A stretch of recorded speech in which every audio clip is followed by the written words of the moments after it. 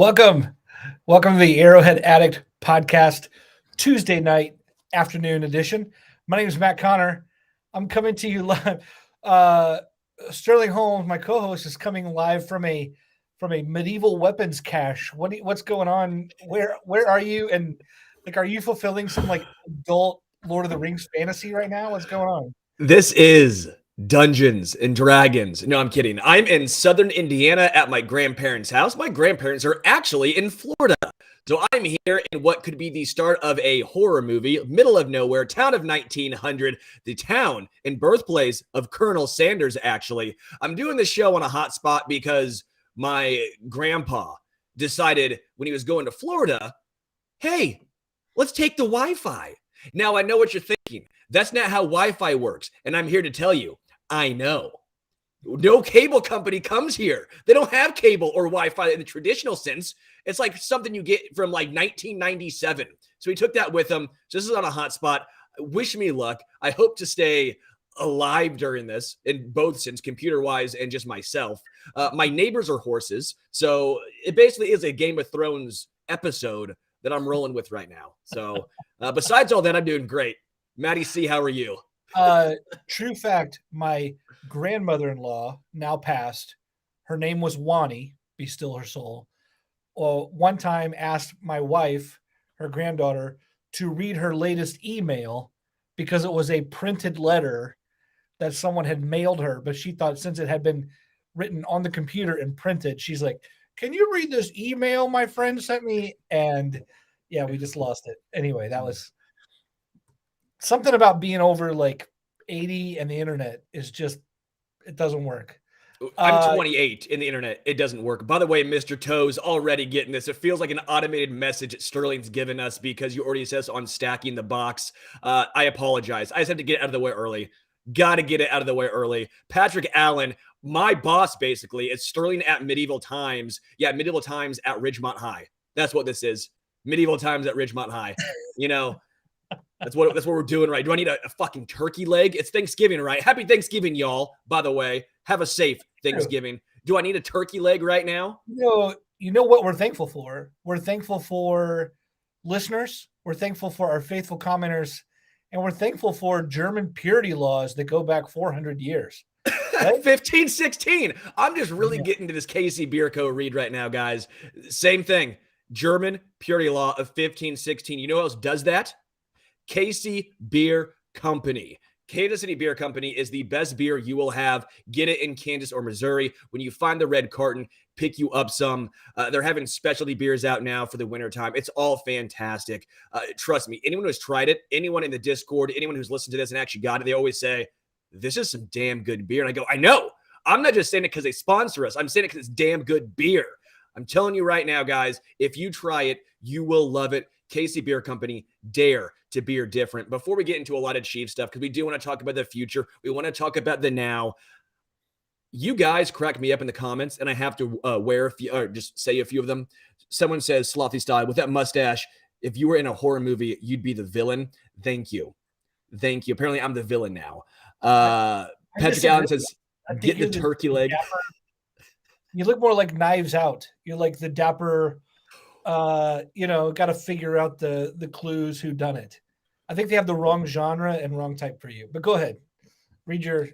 Raymond Chandler, did you buy a Dolly Parton cassette at Cracker Barrel? Sterling, I actually went to Cracker Barrel. I shit you not. I ate at Cracker Barrel. Got me some chicken fried steak, mashed potatoes and gravy, green beans, and fried apple. I got called Sterling the Gladiator. You guys are awesome. I appreciate you all in the comments. You make this show happen. Wait. You went to Cracker Barrel and didn't get hash brown casserole. Chicken? Look, there are many ways to mess up at Cracker Barrel. One is to buy those old men, all the hard candy that old men give away to little kids. That's a wrong way to be there. Buying a snowflake sweater, falling for a blanket patterned after checkers and bringing that home. That's a bad thing too. Getting stuck in that incessant spiral of the peg board game. That's a wrong way to do it. There's only one right way to be there, and that's to get the hash brown casserole. Let me know in the comments if you think I'm wrong, but I'm pretty sure I'm right. Anyway. Before one last thing, Vindell Malone, Sterling, you look like the Indiana serial killer with that mustache. There's been a murder. Dude, that makes you Brodiac. You're kind of like part bro, part Zodiac, which makes it Brodiac. Dude, by the way, you're slaying a lot of people with your takes tonight. This is gonna be good. Hey, let's talk some Chiefs and get into this. We'll reflect a little bit on the game that just happened a couple days ago, but it always feels like let's get to the order of business right now. LA Rams just released Darrell Henderson, running back. About a week ago or a few days ago, Melvin Gordon, I said a week ago, but I think it was yesterday. Melvin Gordon was also released by the Broncos. Remember a week ago, the Chiefs put in a failed waiver claim for Eno Benjamin from the Arizona Cardinals.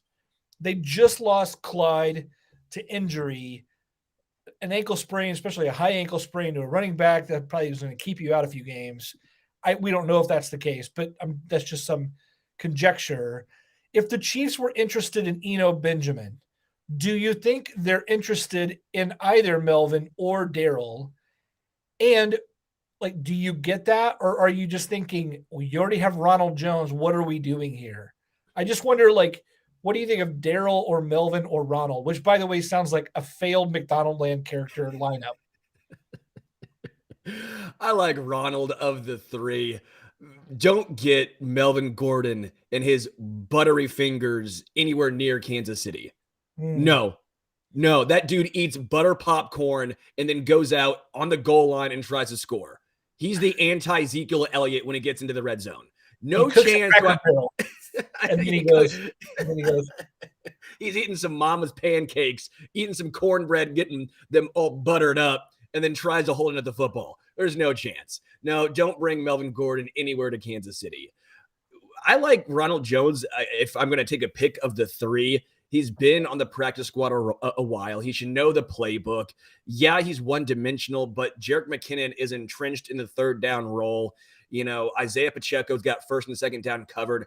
Even with Ronald Jones on the roster, he's just going to be an insurance policy. That's what he is. That makes the most sense to me. With Eno Benjamin, he was off to a really good stretch, right? He was just extremely dynamic, both receiving as well as rushing. It made sense to put in a claim for him because he was better than all the other guys currently we're talking about. But Ronald Jones has put in the work. He should know the playbook. It should be a plug and play. And again, because you have Jerick McKinnon, there's no reason to bring in a guy who's also a receiving back.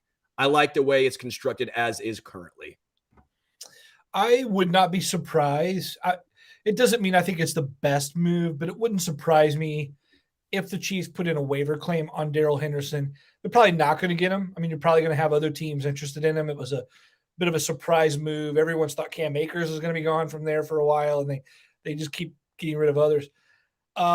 So yeah, Henderson fits what Clyde should be, what you want Clyde to be. So without Clyde, it makes sense. Let's kick the tires on a guy who is, a third round pick in 2019.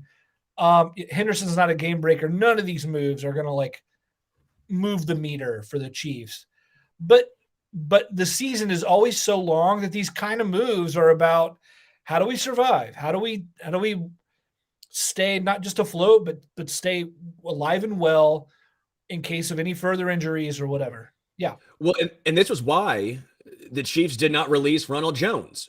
This was why when Ronald Jones was basically saying, give me an opportunity, give me a chance, the Chiefs said, no, you signed a contract. You'll get your opportunity because there's not been a season. Look around the Chiefs organization for years where the running backs have been completely healthy, at least since they've gone to this rotation, right? Clyde's been hurt here and there. Jerick McKinnon's had a history of injuries. Isaiah Pacheco's obviously a rookie, but there's always going to be injuries. It's the running back position. They take tons and tons of hits. Ronald Jones was going to get a chance. Here's his chance. At least in my opinion, it makes the most sense to give him the opportunity. He's been here. He's earned it. The guys we're talking about are all mediocre running backs to begin with. I like Patrick Allen, signed all the mediocre running backs. None of those guys are game changers. Ronald Jones was brought in as an insurance policy. Cash in on that insurance policy. Yeah, by the way, let me ask you this, or maybe we'll just float this out there. how motivated does Ronald Jones have to be right now? I mean, the moment you uncork that bottle and say, all right, you're on the active roster and you're even going to get a couple carries, that guy has to be both pissed as hell at just the whole scenario, right? Like his agent said, hey, we got you a deal, 1-year deal with the Chiefs. You're going to compete. Fans are like, he could even take over for Clyde in a lead back role. Now he's like just been sitting there. So not only is he got to be pissed because he can't get off this team that was supposed to be his golden goose, but then also he's like, what little carries he's going to get are his ticket to another attempt to get a payday. Like he's trying to get an attempt to get a payday at this point. He's 2 steps from where he really wants to be. The moment he steps on the field, if that dude doesn't look like I'm dragging 11 fucking dudes across the chains. The Marshawn Lynch is knocking folks over. Totally. I'm just thinking everyone's going to watch it and go, yo, is Ronald Jones really named NFL Blitz? And what the fuck is going on with like some super Tecmo Bowl version of him? It's going to be crazy. Or he's going to flinch at all the emotions of the moment. He's just going to like fall over and be like, not able to handle the reality of doing it. It starts with the offensive line. In the offensive line over the past few games, they've been nails. Give a shout out to Orlando Brown Jr. I know I need to. I've been very harsh on him, and I think for good reason. Orlando Brown Jr. has not lived up to the contract that he's been wanting. But the past few games, if he plays like this, you got to give him a contract. He's looking really, really good. The interior offensive line, outside of one Joe Thuney, which we've never seen Joe Thuney get pushed back like that in his entire tenure in Kansas City. That one play, the interior looked incredible. I mean, let's start talking about how good the offensive line has performed. Small sample size, not against great teams. I understand, but that's a jumping off point, and it helps the run game. Isaiah Pacheco had holes. They're not using the RPO as often. That helps. I've just been intrigued by the less RPOs, the offensive line showing cohesion, and the running backs actually hitting the holes with some steam. Now, is that a lack of Clyde Edwards-Helaire carries? Could be. But Isaiah Pacheco looked really good, and I have to give him credit. Yeah, you're totally right. To go back right to left, Andrew Wiley looked good coming back from injury, and kudos to him for being able to stave off Winogo and whatever else competition has been around. Trey Smith looks healthy on the other side of the bye, and he's been a different player so far in the second half.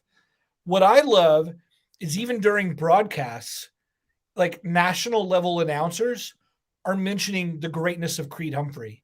Like on Sunday, someone even mentioned like Creed may be the best center in the game. And that's the kind of reputation building that has to go on for other players to go, I'll vote that guy for Pro Bowl. And you can scoff at Pro Bowl all you want, like, oh, it's meaningless or it's a popularity contest. But at the end of a player's career, that's often what we refer to when you talk about, oh, does he belong in the Hall of Fame? How great was he? Well, he made 7 Pro Bowls or something like that. If Creed's ever going to enter into that sort of pantheon of greatness, it's going to require like early on in his career starting to earn some of those acclaims. So, to quote a rock band, I'm glad they're taking Creed higher and higher instead of creating his own prison with bad play in the middle. I would say some might even say the national media is starting to welcome him with arms wide open. Totally.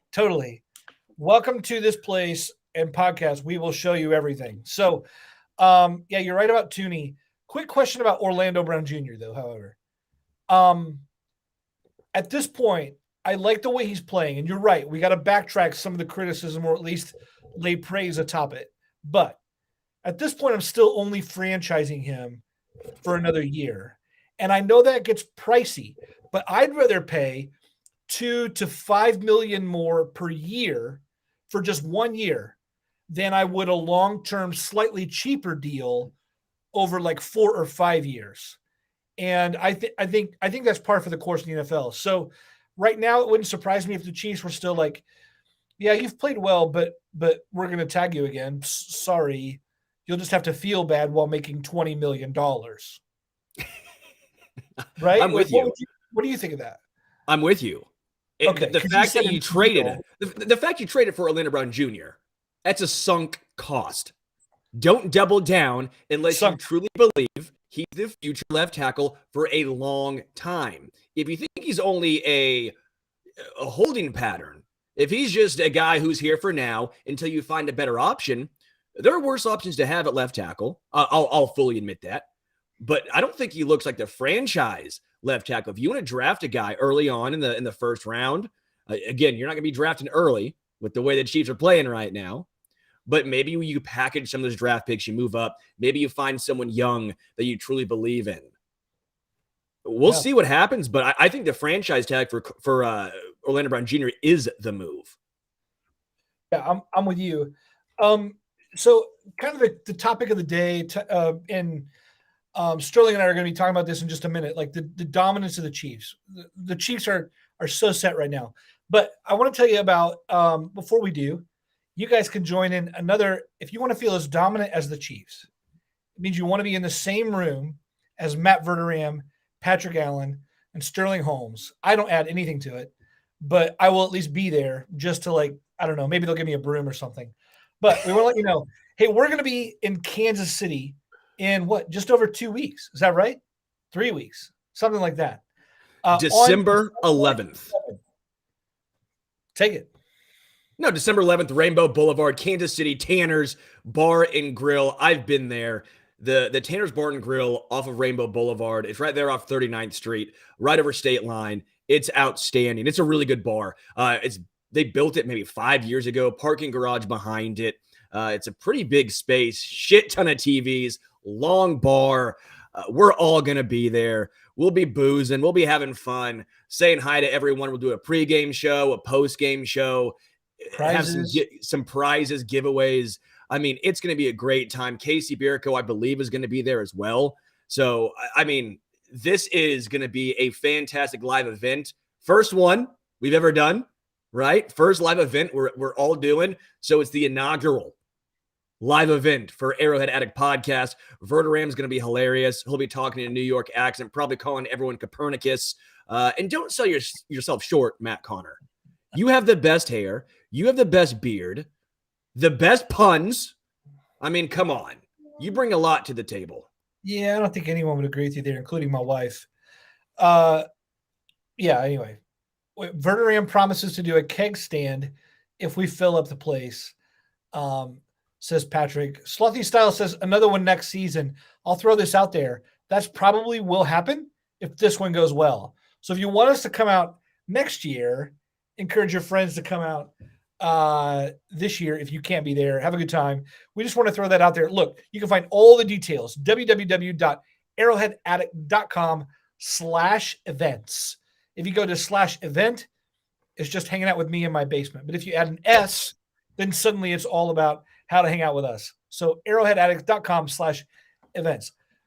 Let's talk the dominant Chiefs. And folks, if you're listening, like more than analyzing the victory that just happened and more than talking about the weirdly limping Rams after winning a Super Bowl, which we'll talk about that at least for a minute. I just want to say this, and this is what has been dominating my line of my thinking. I wake up in the middle of the night thinking about this. I go to bed thinking about this. The Kansas City Chiefs are the most dominant position, I think, a team can possibly be in, like in a realistic sense right now. I think they're there. I think they're totally there. Somehow in the middle of a year in which they were supposed to be rebuilding, young players were supposed to be growing, draft picks were just supposed to be learning, sitting, developing, whatever. The Chiefs are running away with their conference in a season where everyone's trying their best and they just can't get it done. Maybe you can talk about Josh Allen. Maybe you can talk about whatever, but the Chiefs are sitting pretty this year. And then everyone else in their entire, look, the quickest way to the playoffs is through the division. So let's start here. We'll get to salary cap. We'll get to draft picks. We'll get to the future, whatever. But the easiest way for the Chiefs to stay dominant is to own their real estate of 4 teams. And the Chargers are going to have to start paying their quarterback. The Raiders and the Broncos went all in, pulled the lever on the casino, and the thing said, sorry, game over. Sterling, is there any chance the Chiefs don't win the next 4 to 5 AFC West titles automatically?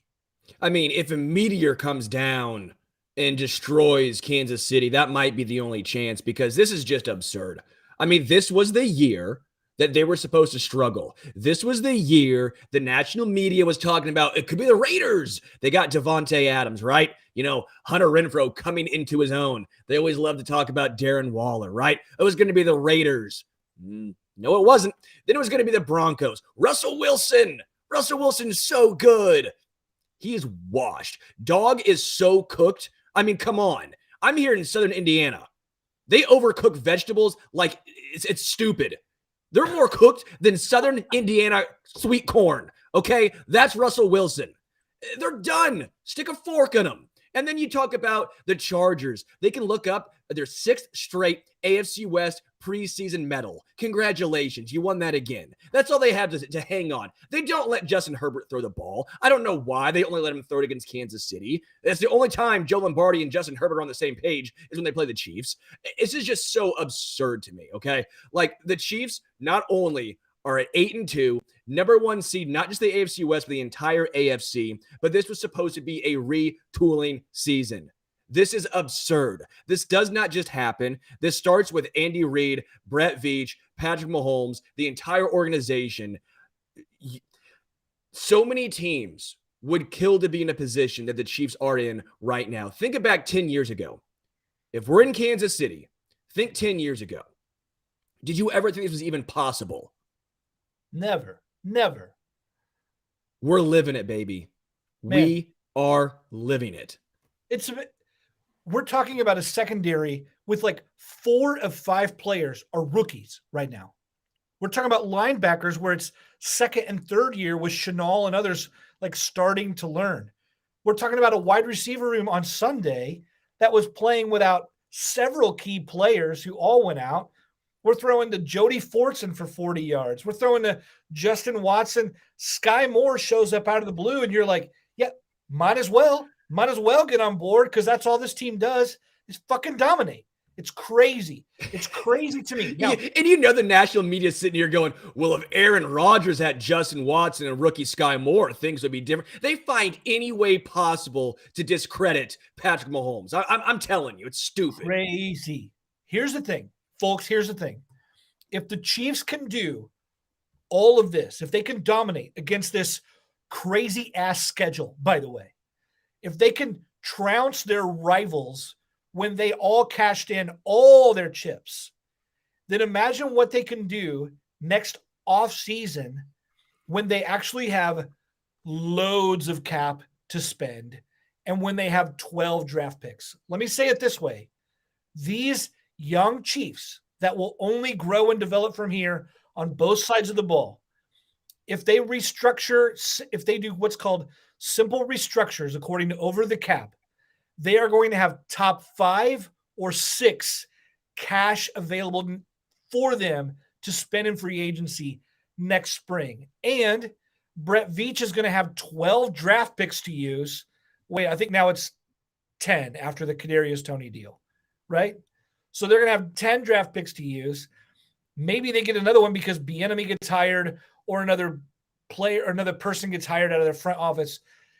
In other words, here's what's going on. The Chiefs are going to be able to trade for anyone in the draft because of the number of picks. They're going to be able to outbid anyone because of their cash.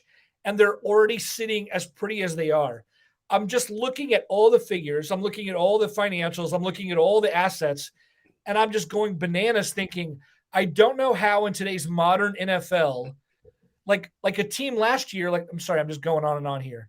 But the Rams just won a fucking Super Bowl and then fell apart. Because that's what's supposed to happen, right? Or another team has like Aaron Rodgers MVP, and then they can't surround him with any fucking thing at all. But Patrick Mahomes is like making it happen with this incredible roster. You've got coaches from heaven surrounding him like angels in some Thomas Kincaid painting, whatever, right? And then the whole thing is It's only going to get better from here. You want Juju to come back? Automatic. You want them to get the best pass rusher out there? They'll outbid anyone.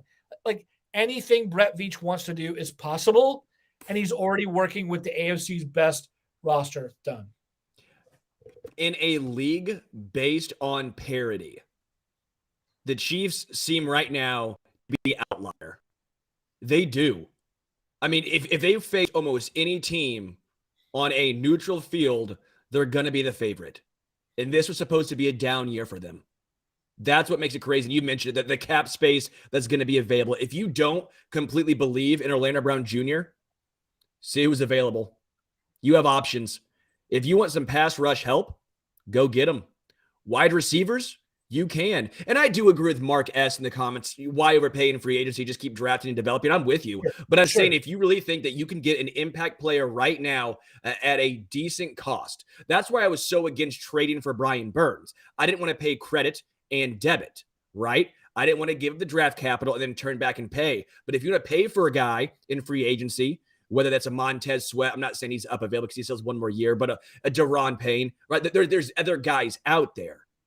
Take a look. Yeah. You can do that now. You can actually pay to get those guys. You don't have to give up draft capital as well. It can be a developmental aspect as well as a win now aspect. The Chiefs are just in such a good position. It's fun to watch, and you're seeing the development of even the back end young guys like Jody Fortson, Noah Gray. There wasn't a ton of hype surrounding those guys as far as what could they eventually become behind Travis Kelce. And by the way, Travis Kelce isn't slowing down. The Chiefs traded for Kadarius Toney, the future McCole Hardman, so they don't have to overpay for McCole Hardman if he gets a large contract in free agency. I mean, they felt comfortable enough in the secondary to get rid of one of their veteran corners. Rashad Fenton is a fine NFL corner. They said, you know what? That's okay. We got Joshua Williams. We got Jalen Watson. We trust these guys more. This allows them to pay guys like L'Jarius Sneed, who's going to have a big payday coming up. I'm excited, man. I truly am excited. Yeah, I mean, we're going to be celebrating this team for a long time. Just to get a couple comments in here from readers or listeners. Featured Trunks says, and the biggest thing of all, we are not wasting money, which I totally love this. You're totally right. Veach seems to know the value of money. He's not throwing it around like it's Monopoly. By the way, Marvin's Gardens, I love that spot. I don't know why, but if someone else buys Marvin's Gardens when I'm playing Monopoly, I quit. I quit in the middle of it. I have to have board. Flipping the board. I just flipped that board. John S. says Fortson and Gray have taken several steps forward this year, in my honest opinion. Agreed. The Chiefs have the best tight end room in football, right? I mean, I think Gray and Fortson could be regular solid contribute. I think both guys could be starters on other teams. How about that throw and catch, by the way? In a career that Mahomes has already had, that has to be a top 5 throw. I mean, Fortson legitimately was blanketed. All he had to do was put his arms out. Good for him for catching, though, because I don't even think he could see the ball. You just throw your arms out, and he's getting blanketed. He hits his hands. He goes, all right, I'm in. But that throw by Mahomes has to be a top 5 throw. Yeah. Callahan played excellent defense there. I don't know what more you want Bryce Callahan to do. Folks, if you're listening, you want to hit the subscribe button. You want to hit the like button on this. It helps us out in big ways that a complex algorithm could explain, but I can't. I did once know a guy named Alan Algorithm. An algorithm could probably tell you about it, but I can't. So anyway, let's move on. Sterling, let me ask you once you're done laughing. I love you, Matt. That's all I got to say. Matt, your puns are just you make me happy. That's all I'm going to say. It's a Ponzi scheme. Our next segment, folks. Let's talk about this. I want to play a game with Sterling. I just made this up. It's called What's Going to Happen with This Guy? Let me bring up a guy, and then Sterling, I want you to tell me what's going to happen with this guy. In case you don't know, Lucas Niang came off of the injured reserve. He's not yet activated, but here's what it means.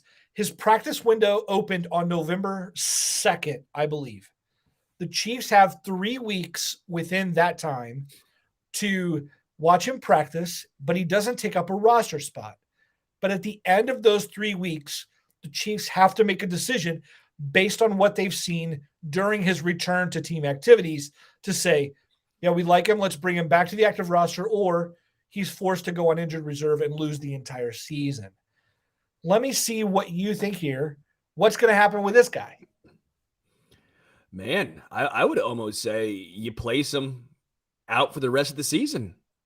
I think Prince Tega Winogo showed enough in that glimpse we saw in his actual NFL action to say, I'm comfortable if something were to happen to Andrew Wiley. Now, if you know me, I am a massive Lucas Niang supporter.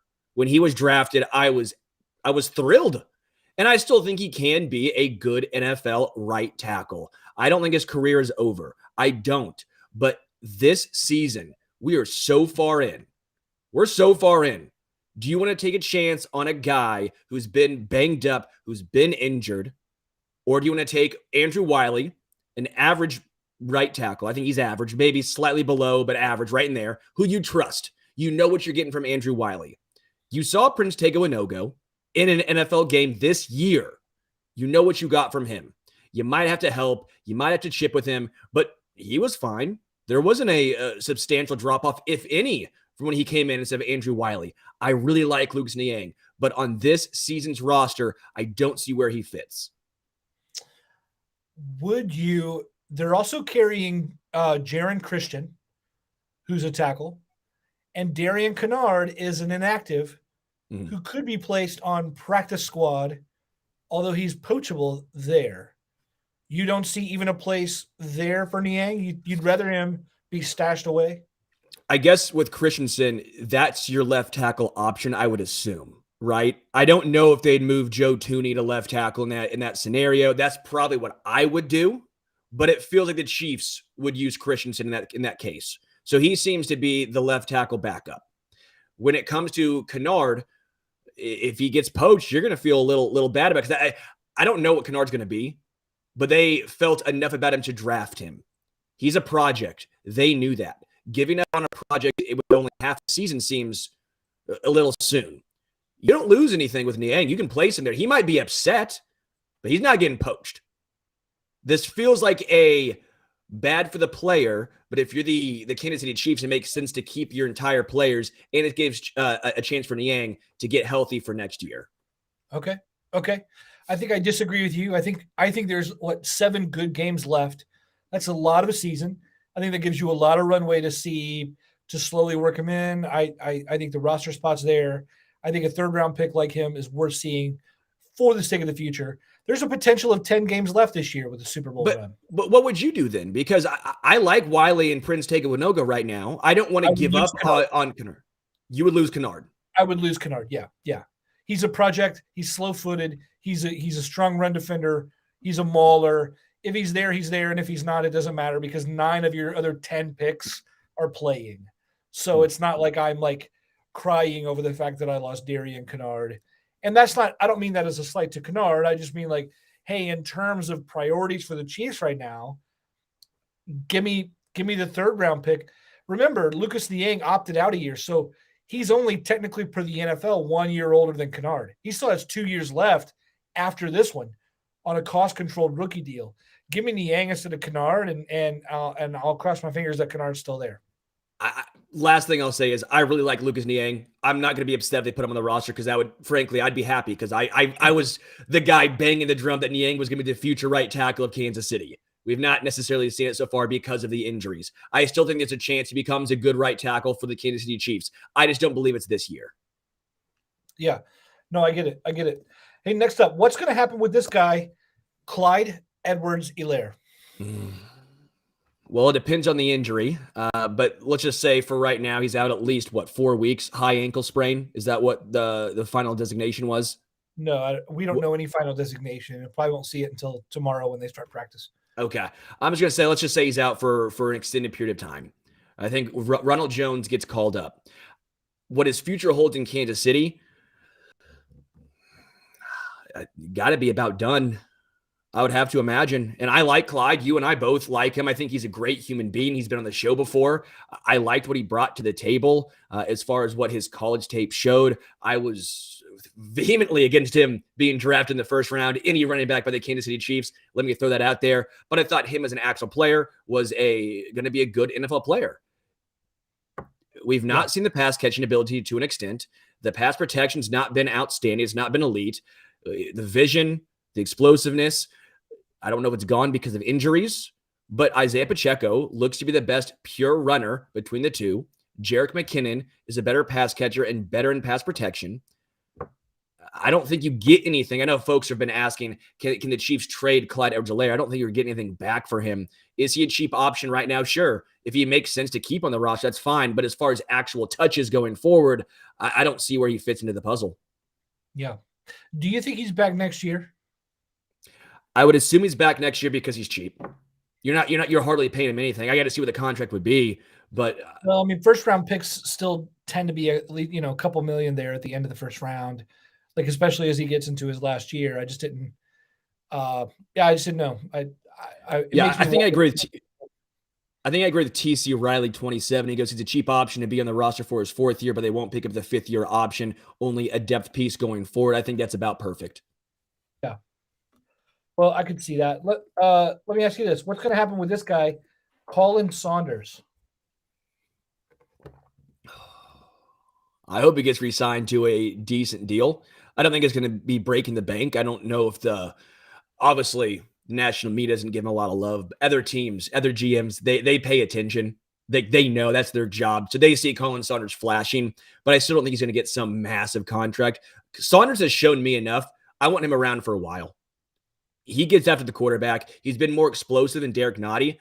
I don't know what's going on with Derek Nottie this season. He's had a very poor year based on the eye test, based on the numbers. The PFF analytical numbers do not show up very highly for Derek Nottie. I think Colin Saunders deserves a chance. He's shown flashes. No man that size should move that quickly and that fluidly. I would love to see Colin Saunders back. What do you say?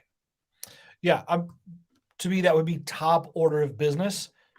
Is offering him and Juju contract extensions at the same time, and I would get it done now. I mean, I would want that done ASAP.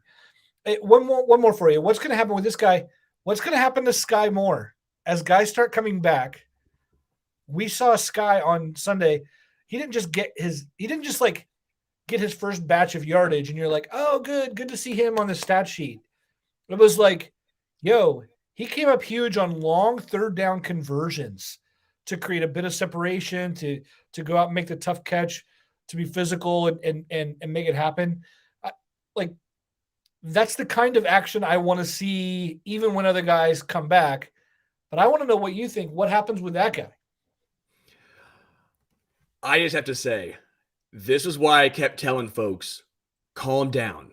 Skyy Moore is going to be okay. Just because he's not getting snaps doesn't mean he's a bust. It's not Jamar Chase. It's not Justin Jefferson. Give him an opportunity, and he'll be fine.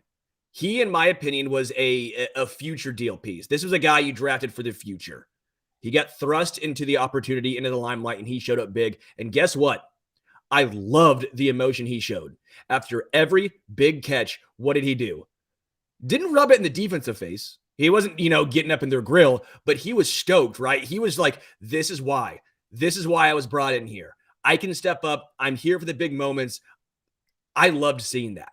Skyy Moore will be a massive game plan for the future. The rest of this year, I don't know. Does he leapfrog Justin Watson? Does he take some of MVS's snap count away? That's possible. I do think MVS and Skyy Moore play so differently. It's going to be tough to really judge.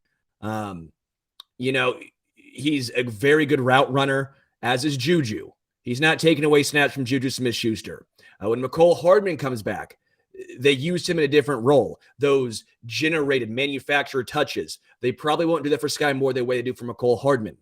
So it comes down to just what role does Skyy Moore really excel at? It's kind of the Juju role. Now, just from a actual game plan playing standpoint, he has outproduced MVS in that one game. He has outproduced, in my opinion, what McCole Hardman can do just based on the route running. I would like to see more Skyy Moore, but I'm still tempering expectations. That's just where I'm at. What about you? Yeah, I wish he had a ticket to more playing time this year. It wouldn't surprise me. It wouldn't surprise me. And I like his skill set. I don't like his inconsistency. It wouldn't surprise me to see MVS sort of marginalized for the rest of the year. I don't think he's automatic to be picked up. I think they're going to eat the $4 million in dead cap space and cancel that deal this offseason. I think he was always kind of on a one-year play, and if he surprises us, then we'll keep him around with these team options. But those options go 11 million, 14 million. It doesn't make sense based on what he gives you versus what's just sitting there on the bench waiting to produce. But I think you're probably right. I think it is a future play. A lot of guys agree with you here. We're talking about some of our commenters. Tom Hood says, more will take time. You just have to be patient.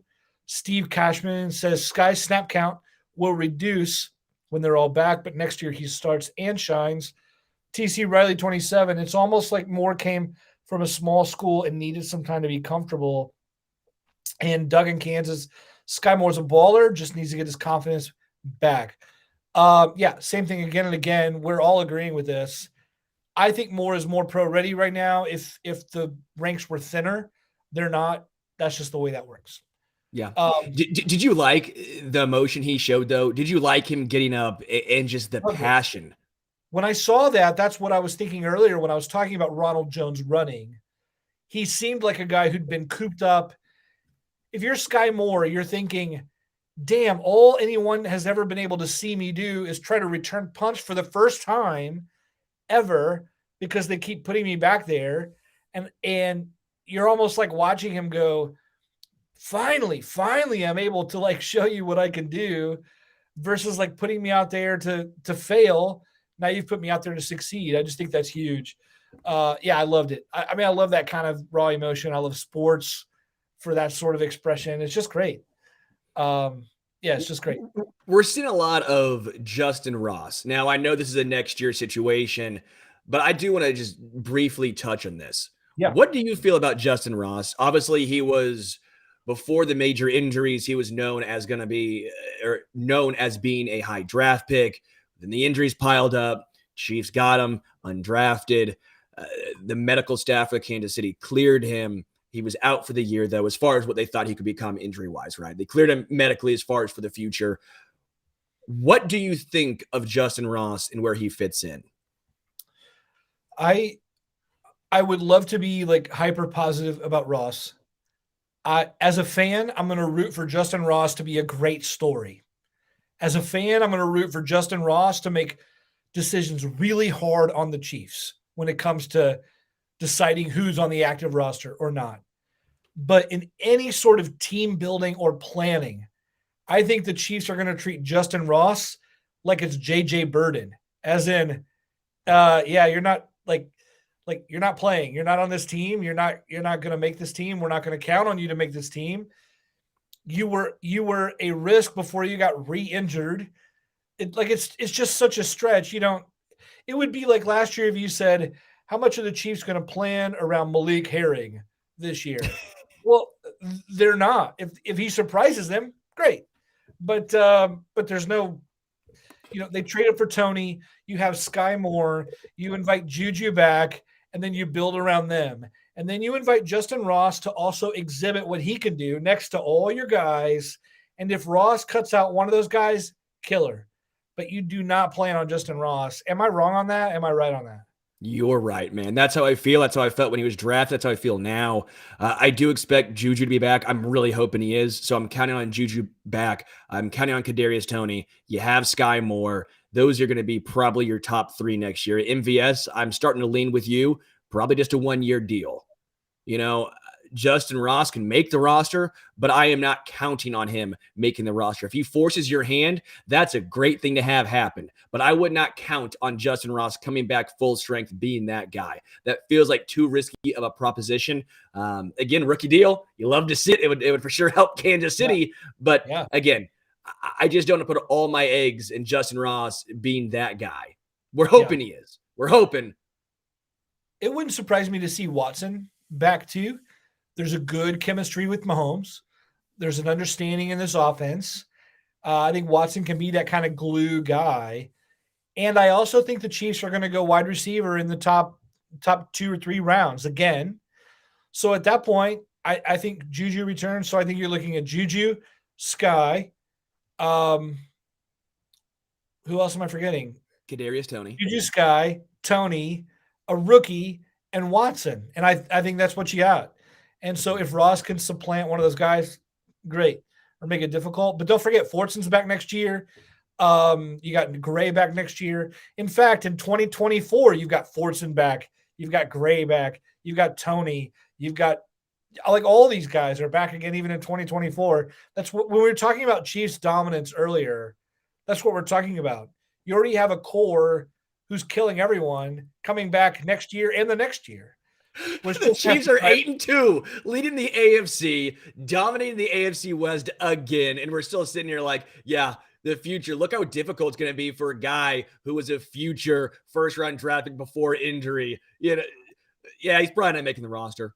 I mean, it's just crazy. The Kansas City Chiefs, the dominance they have right now. I understand some folks saying, well, they're not dominating like I saw the 85 Bears. And I get what you're saying, right?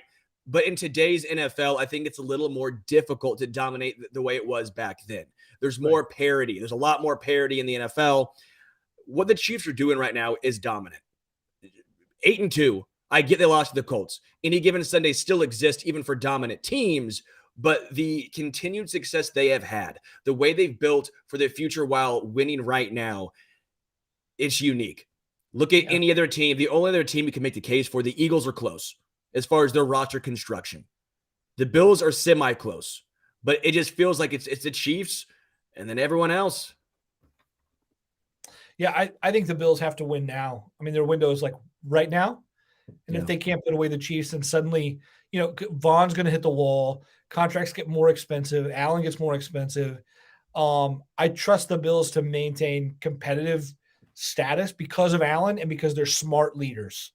But, the Chiefs are the organization to beat in this one. Sterling, let's look ahead to L.A. The Rams visit this Sunday. It's nice to have the Chiefs back at home for one game out of 5. Is there any part of you? I mean, you know, before the season, we circled this game like, wow, here's the showdown with the defending Super Bowl champs. And then now we're looking at, is it going to be John Wolford starting at quarterback? Is like, what's happening here? They're 3-7. I mean, I'm wondering, are the Rams even like going to compete, or are they going to like start tanking now and just go for?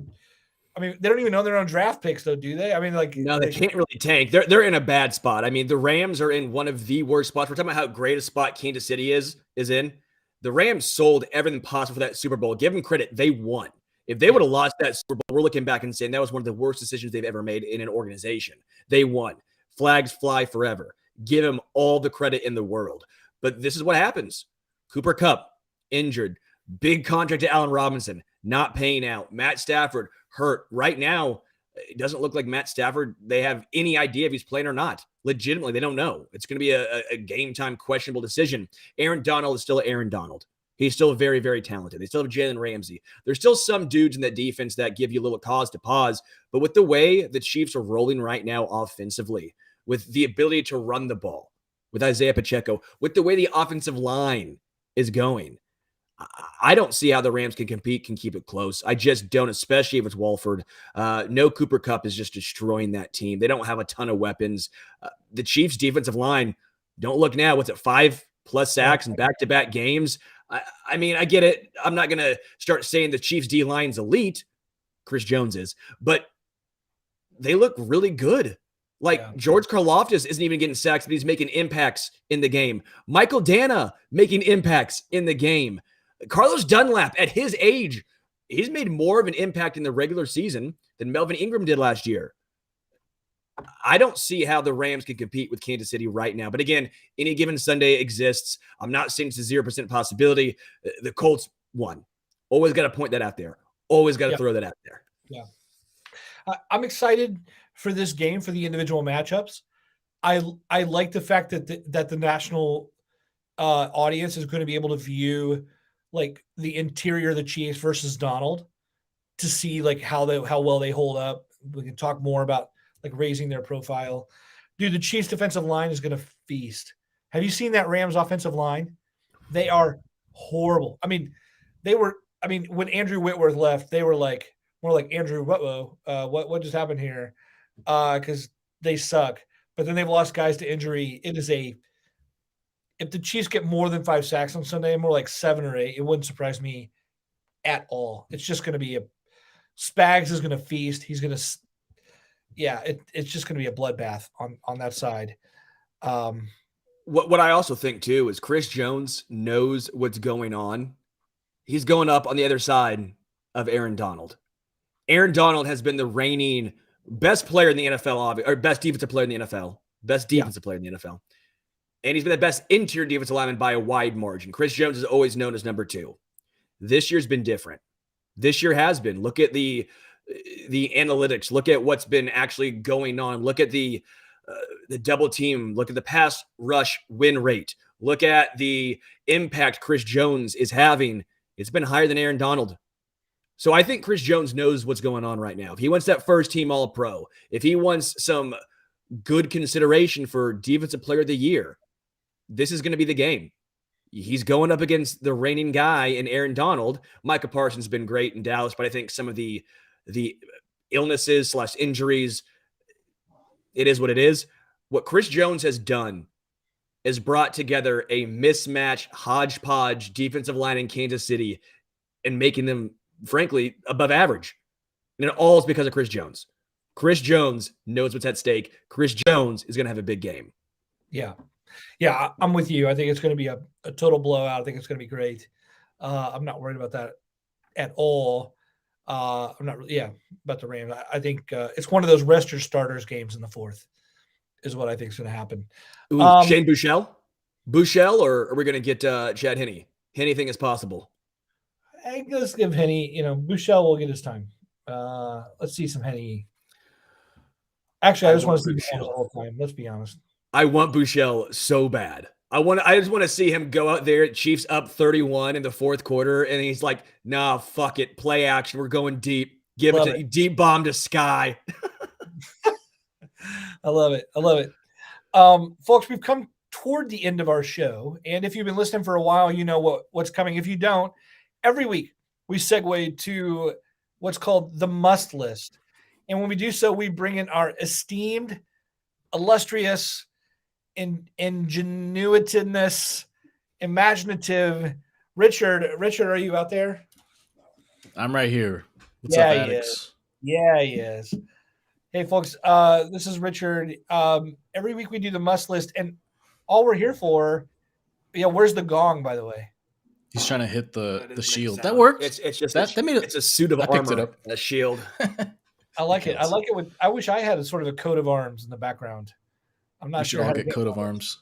Yeah, sorry I didn't bring the gong with me. Yeah. So the must list, we're just here to recommend random things that we want to recommend on a weekly basis. Who wants to go first this round? I like getting it out of the way, so let me just go. Yeah, Sterling's pointing at me. I'm going to recommend for this week. I finally got around to watching the new episodes of Beavis and Butthead, and honestly, they're not bad. They're not bad at all, and I would totally recommend it. If you're afraid if they've changed, I mean, they have. They still do music videos, so they're still watching like Olivia Rodrigo and Post Malone, but now they're reacting to TikToks, to YouTube videos, and it's great. It's like they haven't lost a step, in my opinion. Like there's still 2 episodes per. There's stupid antics. There's no morals. It's just a classic cartoon. It's just dumb cartoon characters doing funny stuff. You need Paramount Plus, but you know what? You can binge it all with like the free 1-week subscription, which is what I did. So Paramount Plus, I beat you. Hey, dude, can you give me your login? I absolutely love Beavis and Butthead. I totally could pass you. Man. I'll give you the login. Does anyone do an impersonation? Oh, no. When I was younger, I could do a good Beavis, but I can't do that anymore. Will you try for us? No, I can't. Like, I think it was because of puberty. Once puberty hit, I couldn't do Beavis. Like, I couldn't do that voice. Like, it was like, like it's something like that. Yeah, but it's not. It used to be spot on. Like, I had friends that were just like, you can do a perfect Beavis, but once puberty hit, my voice like dropped a lot more. Oh, I needed so that. I can't do this that. sucks more than anything has ever sucked before. That's pretty close. Yeah, dude, they were on. That was actually really good, Sterling. That was actually a lot better. I watched that a lot growing up. That was my show. Same here. Okay, I'll pass you the logins. Kenny logins. Who's got Sterling? You want to go? Yeah, sure. I'll go with 2112 by Rush. Love that album. My favorite Rush song. It's just everything that is good in a Rush album, in a Rush song. Gotta go with 2112. I'm sitting here in this medieval looking house right now. I got to do something pretty nerdy, right? I got to go nerdy with it. So give me Rush. Have you ever seen like a lady at a Rush concert? It's always an ongoing joke I have with my dad. It's who has less ladies at it, Rush or Dream Theater? That's a good poll. I've never been. I would love to go to Rush though, so I'll give it's you that amazing, dude. Next time I go. It's so funny. It's great. I love Rush, by the way. Rush is one of my favorite bands as a drummer. Rest in peace, Neil Peart. My favorite drummer of all time. I think he's the best drummer of all time. But 2112. What's your favorite song on there? Well, 2112. Come on. All right. I'm just asking. Have you listened to it? Do you know what? All right. Am I too nerdy for Matt Conner right now, or what's going on? Yeah, this might be a first. You're too old for me on this one. Yeah. I'm sorry. I didn't mean to hurt your feelings.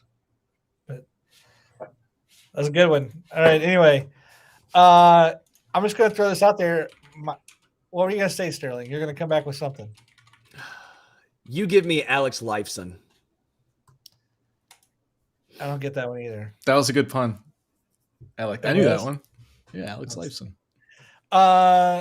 So my must list is really, this is kind of lame, but I was thinking about McDonald Land characters, and I'm gonna recommend Hamburglar. I'm recommending Hamburglar because if you think about this, Ronald McDonald is creepy. Any clown is creepy, so I can't recommend that. Grimace, what is a Grimace? What is a Grimace? He's like a giant, I don't know, it's like a purple pear. I don't get it. Grimace is out. You have Fry Guys who are like pom-poms with googly eyes. That leaves me with just Hamburglar, who is just like, he puts on a burglar mask and takes your burgers right in front of your face and laughs at you. How do you not recommend that guy? Anyway, he's an asshole. Okay. Yeah, if you're into McDonald Land characters, I just gotta say Hamburglar is the one to pick. I want to agree with John F., who says you're on LSD right now. I kind of agree. Could be. Yeah, that was our best must list ever, right? Right, guys? Sure. Yeah, there it is. Top five. Top five. What? Robble. Dude, are you on LSD? That's my main question. Did you take shrooms before the show? Are they just now kicking in? Hamburglar's good. Hamburglar is like, no, but a must list of you must what with the Hamburglar? I must recommend Hamburglar above other McDonald Land characters. I know I warned this guy not to take drugs before the podcast, and he just does it every show. It's pretty the live ridiculous. show is going to be so interesting when he's just sitting there getting up at halftime. I recommend the Hamburglar. I'll do it. I will yell it. I'll stand on a table and yell. You should dress up like the Hamburglar on December 11th. Do it. Robble. All right. Yeah. Richard, take us out of here. That's been the Arrowhead Addict podcast. That's Sterling Holmes. That's Matt Conner. We'll be here every Tuesday at 5 p.m. Central. So check us out. Again, we're going to be at a live event at Tanner's in Rainbow Boulevard on December 11th in Kansas City. So join us then. Make sure to go to the Eventbrite and RSVP. That's not guaranteed, but just do it because it helps us know how many people are showing up. What else do I have to say, guys? Richard, go Chiefs. Great, yeah. Go Chiefs. I don't even have the graphic ready. Here we go. Go Chiefs.